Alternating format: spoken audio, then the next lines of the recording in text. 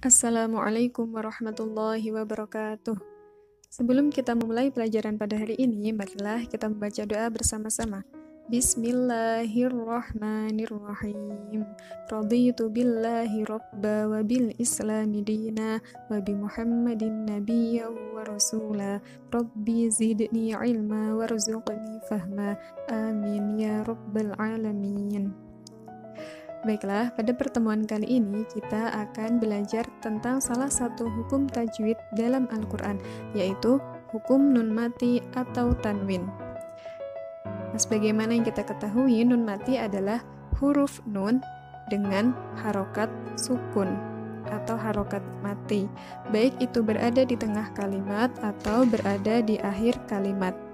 Sedangkan tanwin adalah harokat fathah tain, dhammah tain, dan kasroh tain yang melekat pada huruf hijaiyah, sehingga cara membacanya menyerupai cara membaca huruf nun mati.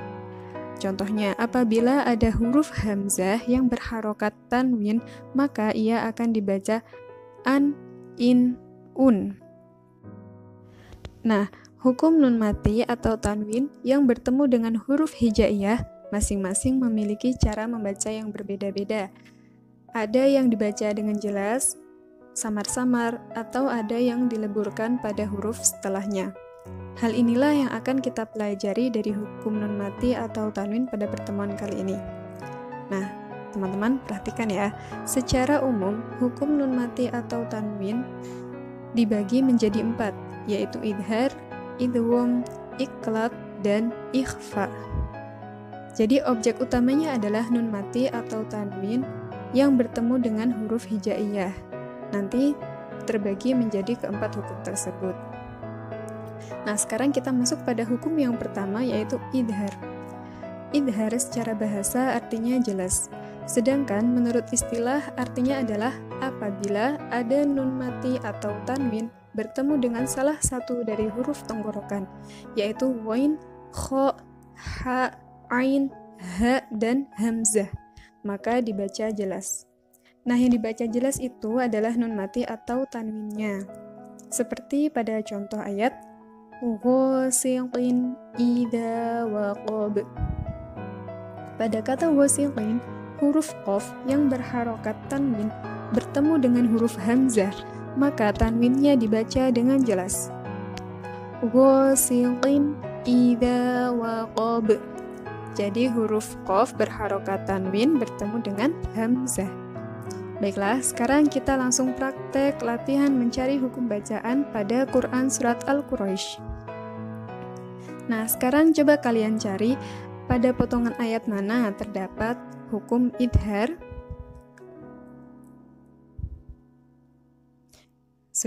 Sudahkah kalian menemukannya? Ya, benar, pada potongan ayat min khauf. Alasannya adalah ada nun mati bertemu dengan huruf kho. Maka huruf nun matinya dibaca dengan jelas. Jelas itu artinya kita harus membaca dengan jelas dan cepat ya, jadi tidak boleh terlalu lama. Baiklah, kita ulangi lagi. Idhar adalah apabila ada nun mati atau tanwin bertemu dengan salah satu huruf wain, kho, ha, ain, hamzah, dan ha, maka dibaca dengan jelas. Nah, hukum nun mati atau tanwin yang kedua yaitu idgham. Secara bahasa, idgham artinya memasukkan atau meleburkan. Sedangkan menurut istilah, idgham adalah meleburkan atau memasukkan salah satu huruf ke dalam huruf yang berada di depannya, atau ditasydidkan ya. Pengertian idgham adalah apabila ada nun mati atau tanwin yang bertemu dengan salah satu huruf ya, nun, mim, wawu, lam, dan ro, maka dibaca melebur atau memasukkan. Nah, idgham dibagi menjadi 2, yaitu idgham bi gunnah dan idgham bila gunnah. Yang pertama yaitu idgham bi gunnah. Bi artinya adalah dengan, dan gunnah artinya dengung. Jadi, idgham bi gunnah adalah apabila ada nun mati atau tanwin bertemu dengan salah satu dari huruf ya, nun, mim, wawu, maka membacanya dimasukkan dengan dengung 2 harokat atau 1 alif. Contohnya pada ayat hablum mim masad, terdapat huruf lam berharokat tanwin dan ada nun mati bertemu dengan mim, maka dibaca idgham bigunah, yaitu dengan memasukkan tanwin ke dalam huruf mim sehingga huruf mim tampak bertasydid, dimasukkan dengan berdengung. Contoh lain, alladzi jama'a malan wa 'addadah, huruf lam berharokat tanwin bertemu dengan wawu, maka cara membacanya memasukkan dengan berdengung. Nah, di sini ada catatan ya. Syarat idgham bigunah adalah harus 2 kalimat. Jadi nun mati atau tanwin bertemu dengan ya, nun, mim, wawu harus dalam kalimat yang berbeda. Apabila dalam satu kalimat, maka hukumnya menjadi idhar wajib, berubah menjadi idhar wajib. Contohnya, qin wa nun.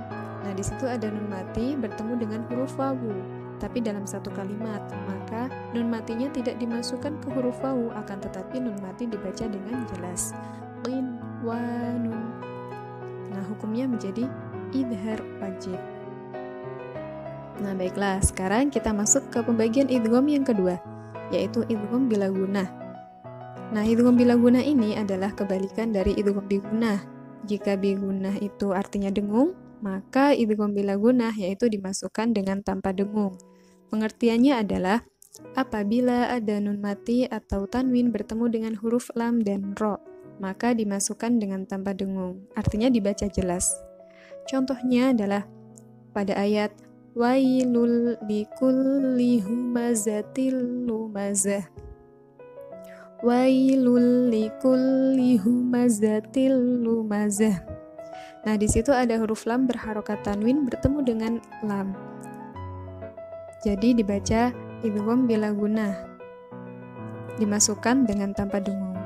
Contoh lain, aisyatir radiyah.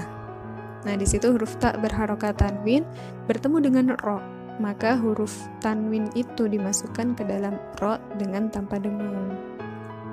Nah, sekarang sampai sini paham ya? Sekarang kita coba praktek mencari hukum idgham pada Quran Surat Al-Mutaffifin ayat 1-10. Nah, coba kalian perhatikan ayatnya, dan kalian temukan pada lafadz mana terdapat hukum idgham bigunah dan bila gunah.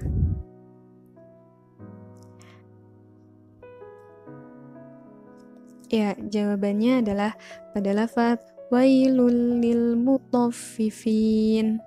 Nah, di situ ada tanwin bertemu dengan huruf lam. Kemudian ayat kitabum marqum. Di situ ada tanwin bertemu dengan huruf mim, maka dibaca idgham bigunah. Nah, contoh lain, wailu yauma idzil lil mukadzibin. Di situ ada huruf lam berharokat tanwin bertemu dengan ya, maka dibaca idgham bigunah. Wailu yauma idzil lil mukadzibin. Nah, di situ juga ada idgham bila gunah, yaitu huruf dzal berharokat tanwin bertemu dengan lam, maka dibaca idgham bila gunah. Nah, sampai sini paham ya? Kita ulangi lagi. Idgham dibagi menjadi 2, yaitu idgham bigunah dan idgham bila gunah. Idgham bigunah artinya adalah apabila ada nun mati atau tanwin bertemu dengan ya, nun, mim, wawu, maka dimasukkan dengan dengung, 1 alif atau 2 harokat. Sedangkan idgham bila gunah yaitu apabila ada nun mati atau tanwin bertemu dengan lam dan ro, maka cara membacanya adalah dimasukkan dengan tanpa dengung. Nah, selanjutnya, untuk melatih pemahaman kita lebih jauh terhadap hukum idhar, idgham bigunah, dan idgham bila gunah, maka tugasnya adalah mencari masing-masing 5 ayat yang mengandung hukum idhar, idgham bigunah, dan idgham bila gunah. Seperti pada lembar kerja di samping, ada ayat mil tahtihal anhar. Nah, masuk ke dalam hukum idhar. kalian tulis alasannya, yaitu ada nun mati bertemu dengan huruf H. Jangan lupa untuk diberi garis bawah agar tidak tertukar dengan hukum yang lainnya. Oke, sampai sini paham ya? Nah, baiklah teman-teman. Sekian pertemuan kita pada hari ini, kurang lebihnya mohon maaf. Wassalamualaikum warahmatullahi wabarakatuh.